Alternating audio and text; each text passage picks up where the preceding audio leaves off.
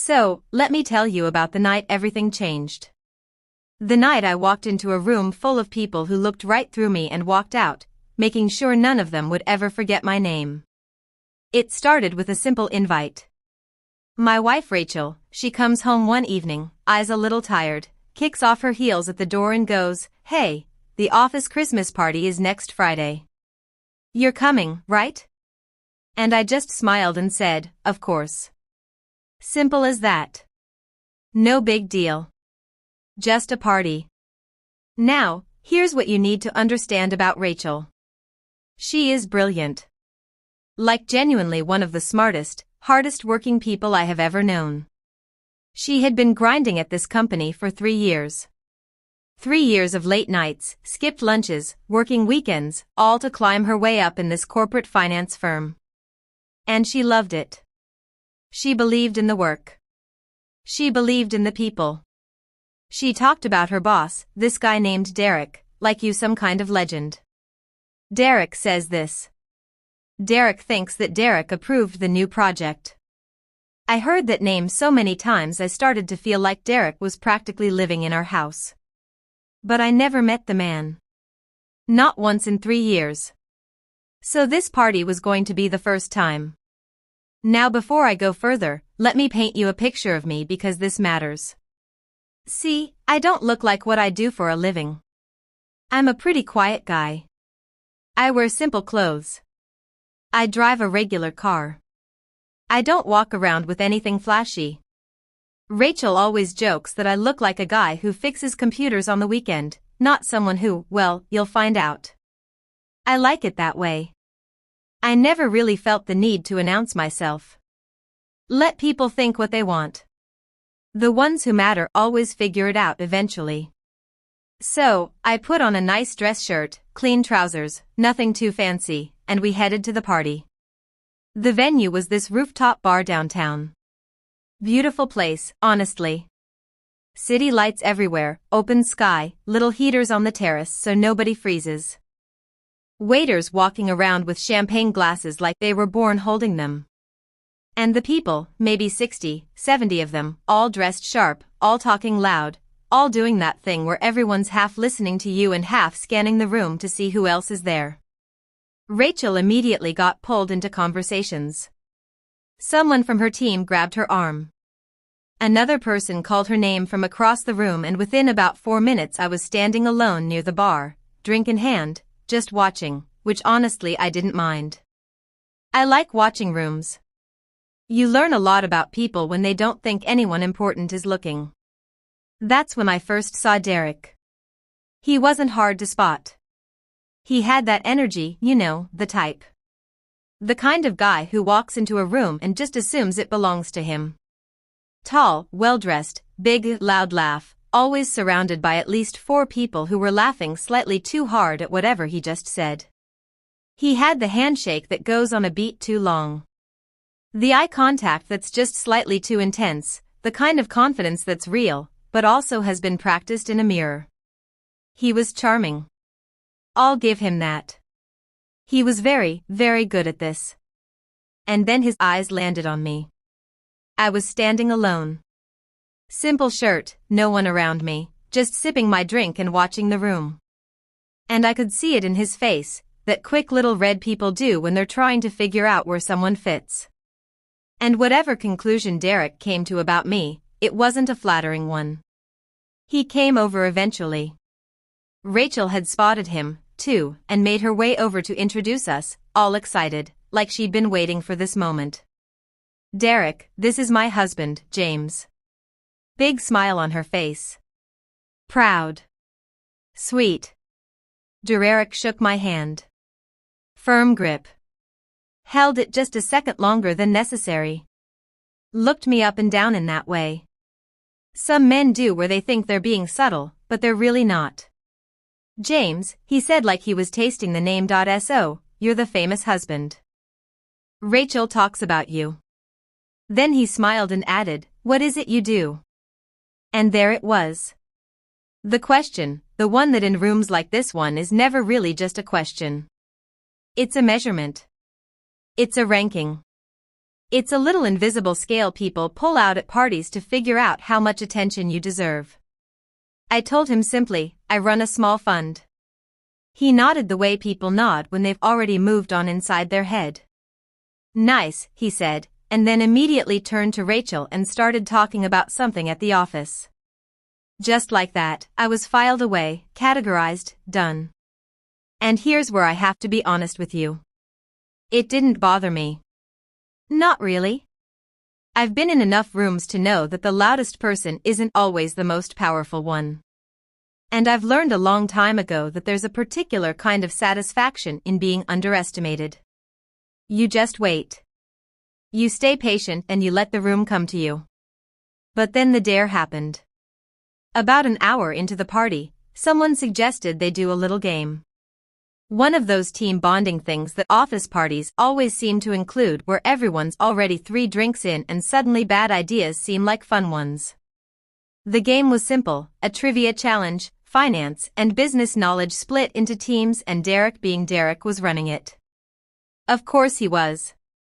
He divided the room into groups, and when he got to me he kind of paused, looked around and then said loud enough for the people nearby to hear. James, why don't you join the junior team? Give the professionals a fair chance. A few people laughed. Not mean exactly, just casual, like it was obviously the right call. Like, of course, the guy who runs a small fund belongs with the entry-level kids.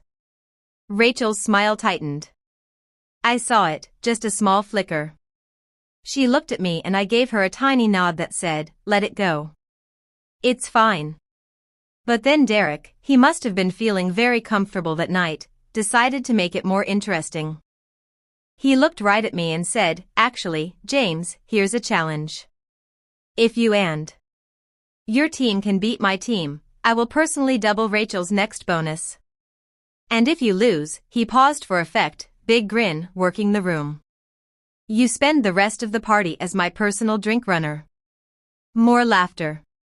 Comfortable, confident laughter. The kind that comes from a room that's already decided who the winner is before the game even starts. I looked at him for a moment, then I said, sure, that sounds fair.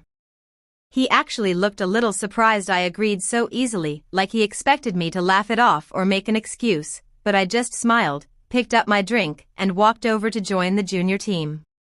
The kids on my team, bless them. They were sweet, mid-20s, first or second jobs, a little nervous around the boss. A little wide-eyed at being at the fancy party. One of them, a girl named Priya, leaned over and whispered to me, no pressure, but Derek's team wins this every year. I just nodded and said, tell me about the questions. What categories? Markets, mergers and acquisitions, corporate strategy, risk assessment, global economic trends. I almost laughed out loud. The game started and the first few rounds were close. Derek's team was good. No question. These were experienced people. They knew their stuff. But somewhere around the 3rd round, something shifted. I started answering quickly, specifically with the kind of detail that doesn't come from studying textbooks. It comes from actually sitting in those rooms, making those calls, living it. I could feel the energy in our little corner of the room change. Priya started looking at me differently than her teammates did. And then slowly the people around us started paying attention too. By the 5th round, Derek's team was behind and Derek noticed the easy grin had tightened just slightly. He started answering faster, louder, like volume could somehow close the gap, but it couldn't. There was one question near the end. About a specific murder case from about 8 years ago. The kind of deep-cut detail that you'd only know if you were personally involved in deals at that level. The host read it out and there was silence from both teams. And then I quietly said the answer, the full answer with context, with the actual financial outcome, with a name of the secondary firm that got absorbed in the restructuring that most people forgot even happened. The host stared at his card, then looked up. That is completely correct. The room went quiet in a different way than before. Derek stared at me.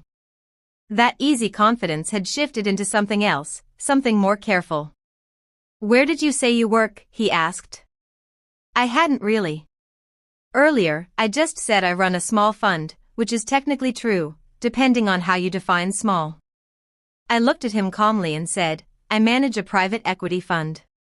We're sitting at about 4.3 billion in assets currently. You might know one of our portfolio companies. Actually, you pitched to our investment committee back in 2019. We passed, but it was a solid pitch. You could have heard a champagne glass hit the floor. Derek's face did this thing where it went through about 6 expressions in 2 seconds. Surprise, recalculation, a flash of something almost like embarrassment. And then he laughed, but it was a different laugh from before. Smaller, less certain. You're James Calloway, he said. I am, I said. Now, I should explain something. In the world Rachel works in, my name isn't exactly unknown. There had been coverage, a couple of industry articles, a profile, and a trade publication, a mention in the financial press after we closed a particularly large deal the year before. I don't seek it out, but it exists.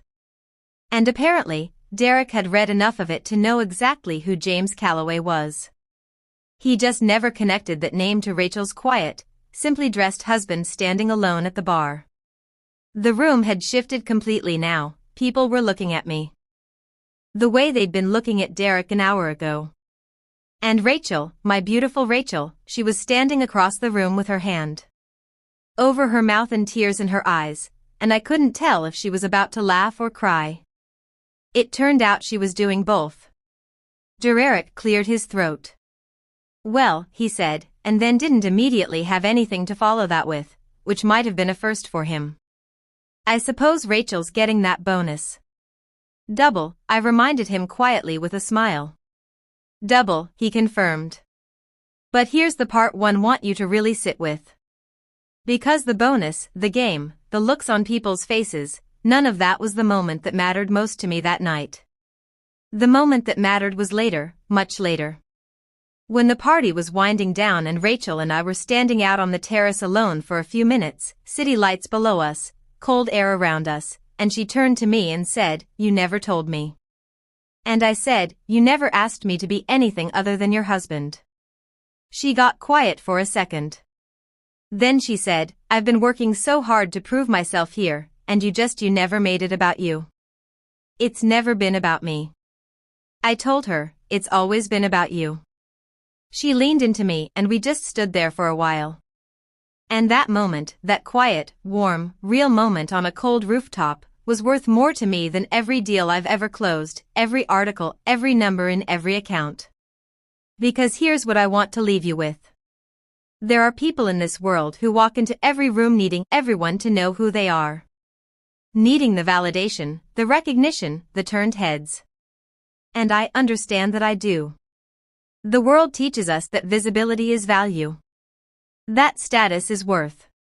That you're only as important as how loud the room reacts when you enter it.